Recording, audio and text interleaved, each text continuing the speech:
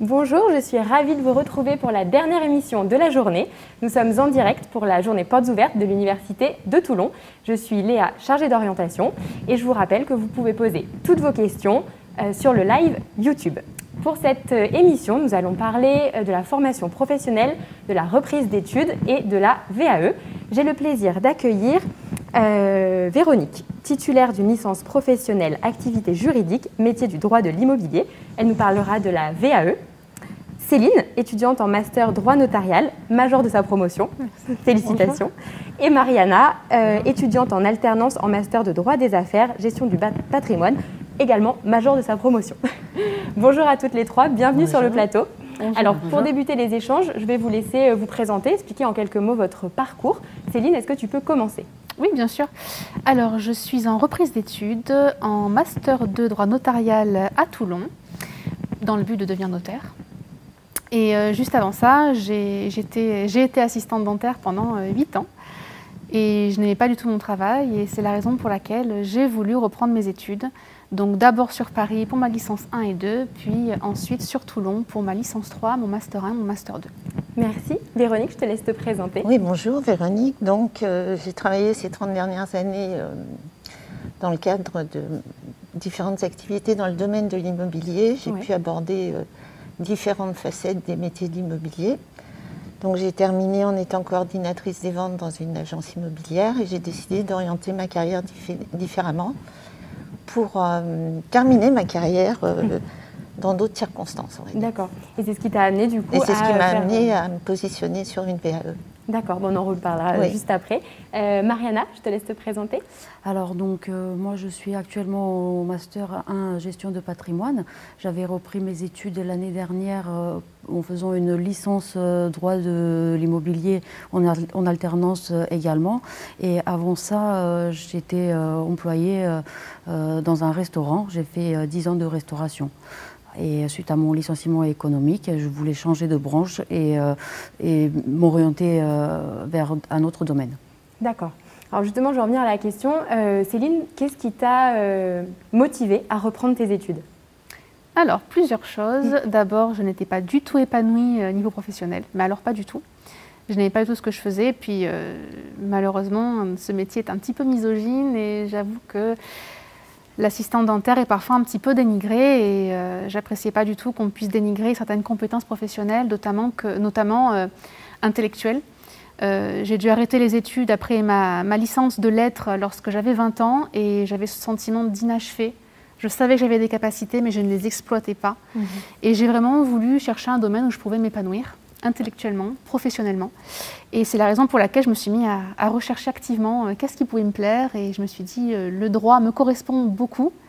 Et c'est dans mon cursus scolaire, au niveau de la licence 3, puis du master 1, que je me suis orientée vers le notariat, puisque ce sont vraiment des domaines qui me plaisent énormément. Les successions, les régimes matrimoniaux, etc. Le droit des personnes en général me plaît beaucoup.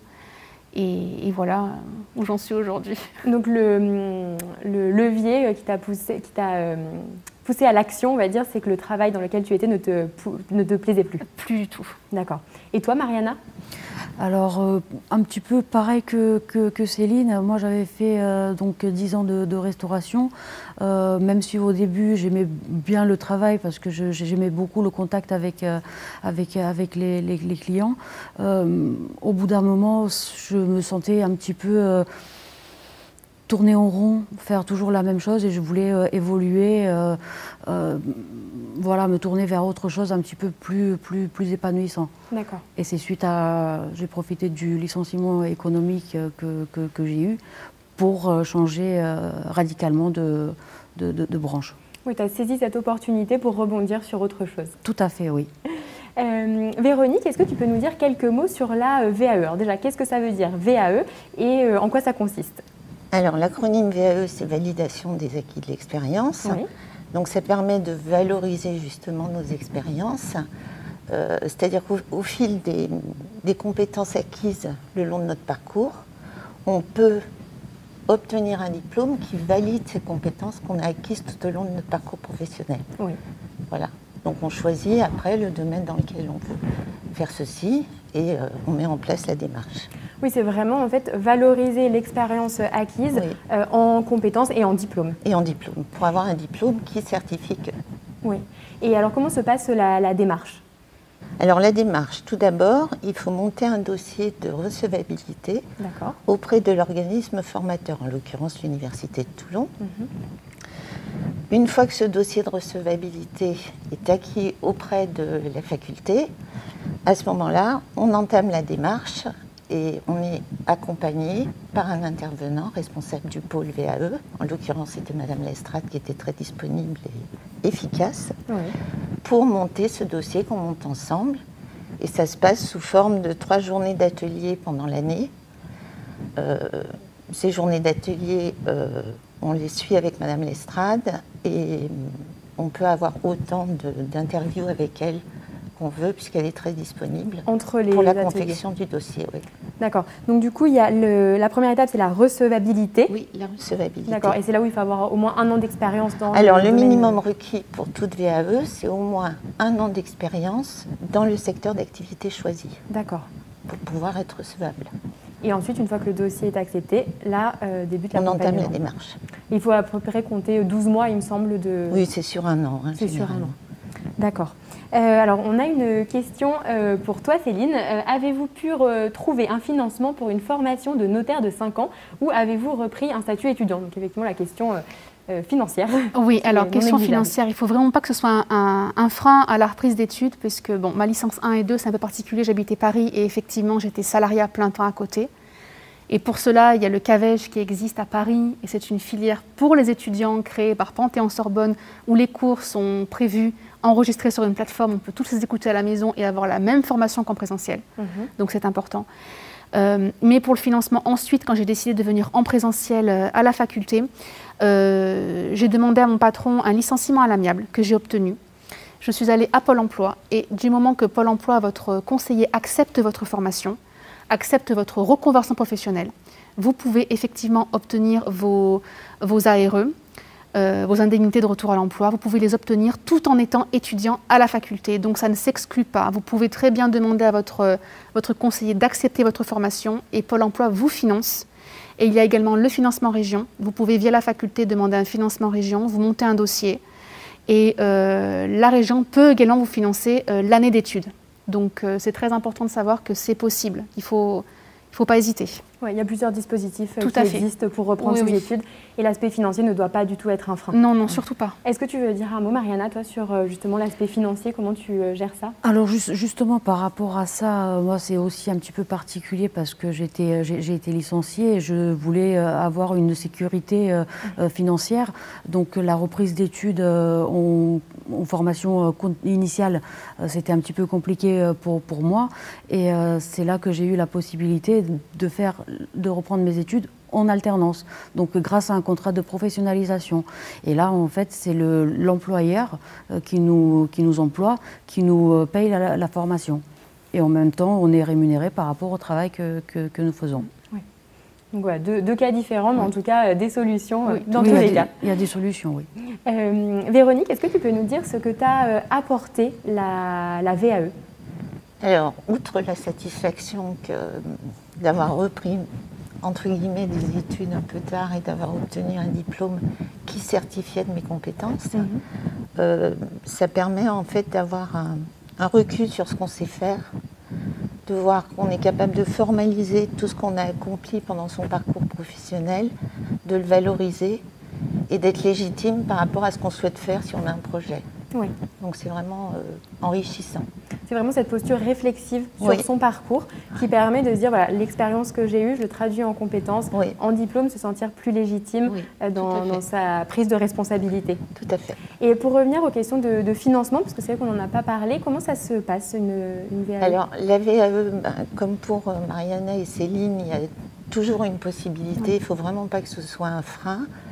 Dans mon cas, donc j'étais demandeur d'emploi quand j'ai décidé de la faire suite à une rupture conventionnelle, mais j'avais acquis des droits à formation par mon CPF, mon compte personnel de formation, que j'ai pu utiliser pour la VAE, donc qui a été en grande partie financé par le CPF. Et il faut savoir que quel que soit le statut que vous avez, si vous allez sur vae.gouv.fr, vous avez tous les statuts énumérés et toutes les possibilités que vous avez de financement en fonction de votre statut pour faire une VAE. Ça, c'est important. D'accord. Quelques mots peut-être sur la validation, parce que toi, tu as eu une validation totale, mais ce n'est pas forcément toujours le cas. Est-ce que tu peux expliquer comment ça se passe? Alors, il faut savoir que pour la VAE, donc ça correspond à une licence pro où on a un référentiel de différentes unités d'enseignement, comme pour une licence classique.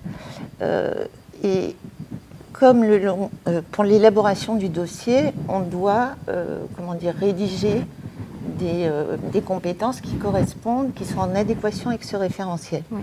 Si jamais, lors de la confection du dossier ou de la soutenance devant le jury estime que c'est incomplet, à ce moment-là, il délivrera qu'une VAE partielle et il y aura éventuellement d'autres unités d'enseignement à retravailler pour la présenter à nouveau ultérieurement.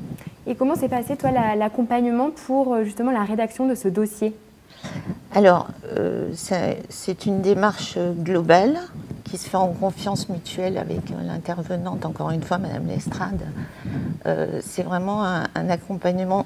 On n'est pas seul pour faire ce travail, parce qu'il y a un gros travail de réflexion, un gros travail personnel, un investissement en temps, en énergie, mais on n'est pas seul pour le faire, quoi. On a cette accompagnatrice ou cet accompagnateur qui est là et qui vous aide, entre guillemets, à être concis, à ne pas se perdre.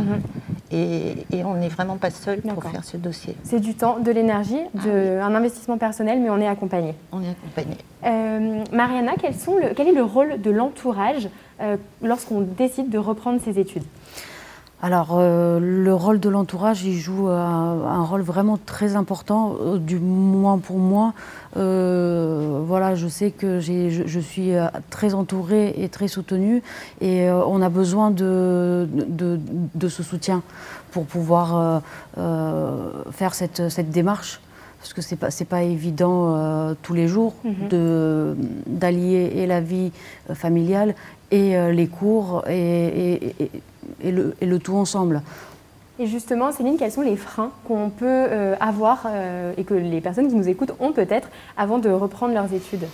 Alors, je crois que le principal, c'est de se dire, voilà, j'ai un salaire. J'ai un salaire tous les mois.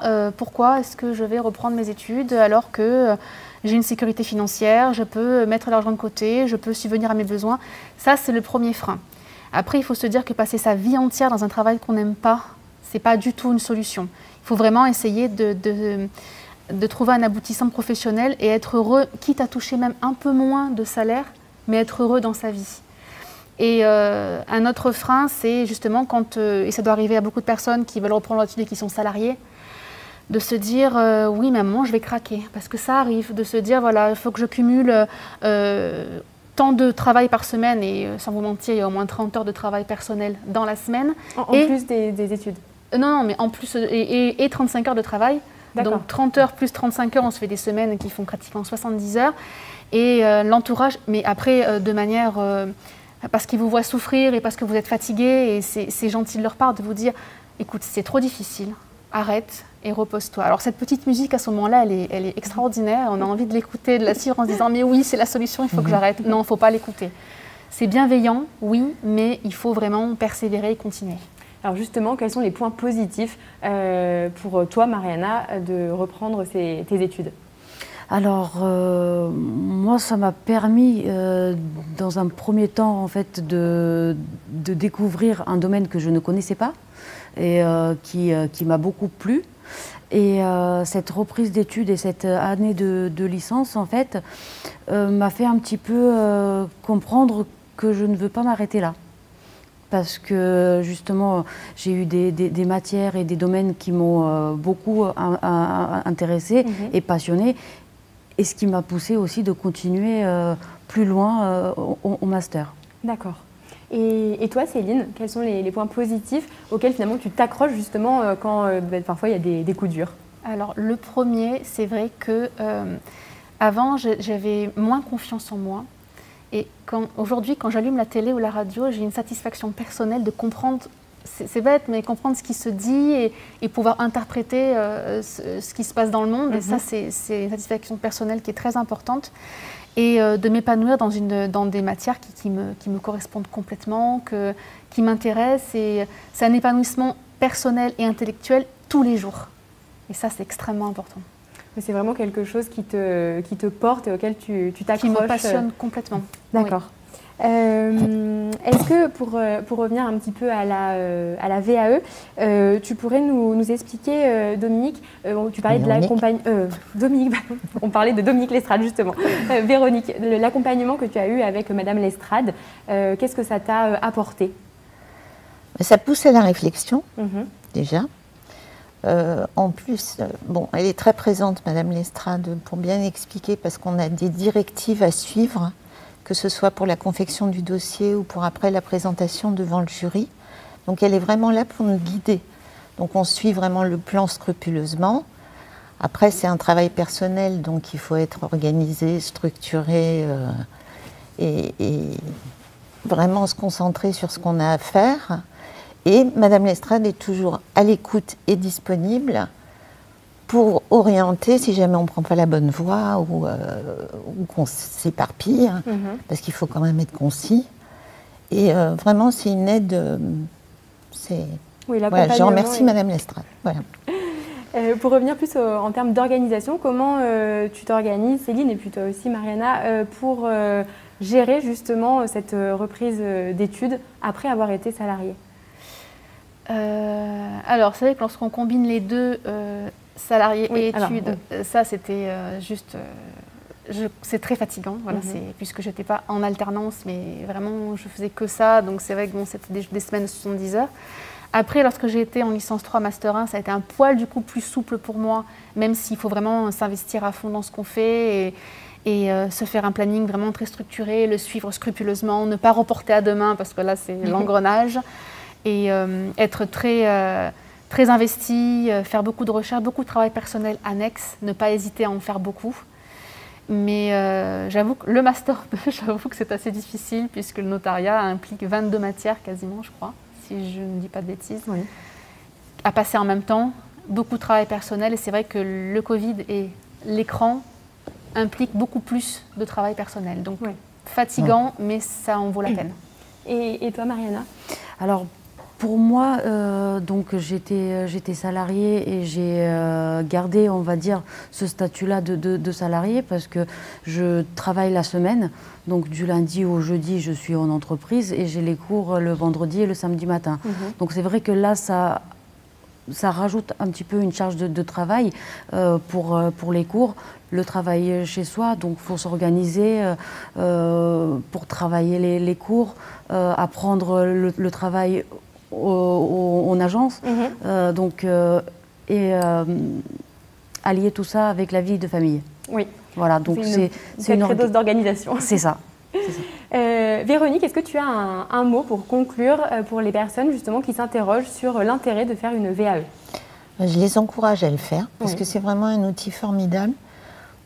Si on veut faire évoluer sa carrière différemment ou se réorienter ou réorienter sa carrière, c'est vraiment un outil formidable. On a tout à y gagner, rien à y perdre. Et franchement, c'est épanouissant que de faire quelque chose qui nous plaît dans la vie. Ouais. Ça, je reviens à ce que disait Céline, c'est hyper important.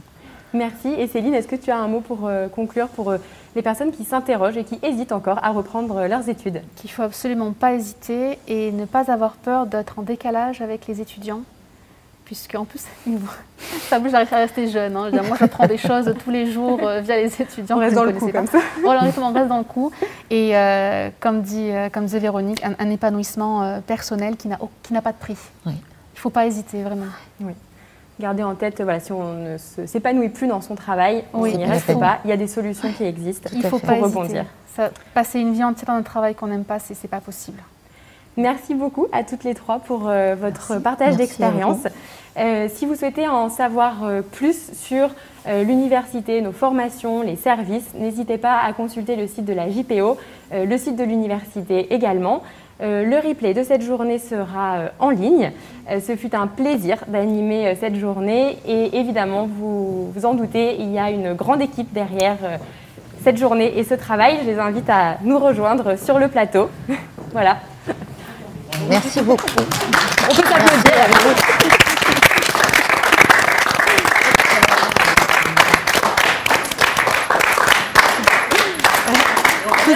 Tous ceux qui ne voient pas. Allez, on continue à s'applaudir. Merci. Il y a quelqu'un qui va couper quand même. Merci beaucoup à vous de nous avoir suivis et à très bientôt.